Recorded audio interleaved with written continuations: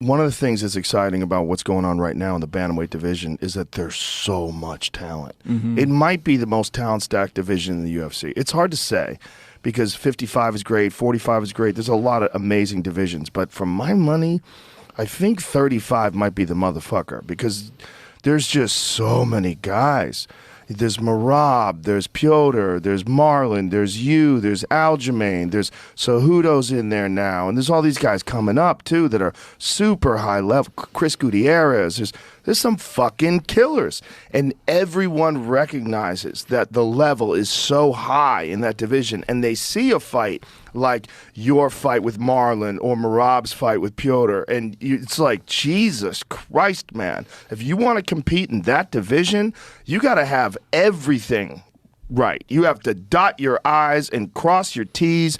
You got to get that fucking exact amount of you got to do everything. Hell yeah. Everything. Yeah. This is just the most insane pressure cooker that I think any division has ever had, because I feel like there's like 8 world champions competing for the #1 spot. Any one of these guys could be a world champion. Any one of these guys. And in another time period would be a world champion.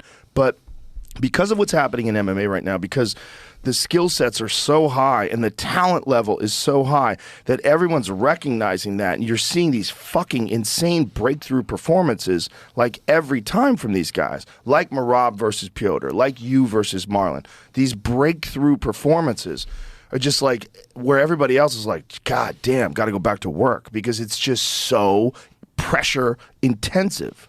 I know, it's actually really awesome. Like I reflect on that sometimes where I'm like, damn man, like you're in the hottest division in the biggest organization in like the most badass sport right now. Yeah. And that's fucking cool, man. Like when I reflect on that, it's awesome. And it also is like, it's literally going to bring out, it has to bring out the best in me for the next rest of my career. Like, it's absolutely has to. Like, it's not one of those divisions where it's like, I'm going to beat that guy, I'm going to beat that guy. And like literally all the way up and like past the outside the top 15, I'm like, man, if you're not on your P's and Q's and you're not working your ass off like you were a 21-year-old kid, you're going to be fucked. Yeah, And so like that, I wouldn't have it any other way, man. Like, that's what's going to bring out the best in me. And I'm like super just grateful that I get to be a part of it while it's actually happening. It's kind of like feels surreal that that's the scenario. It's awesome. It's awesome that you're embracing it like that, because it's awesome for me as a fan to watch this happen, because I think it's very unique. I think it's very special.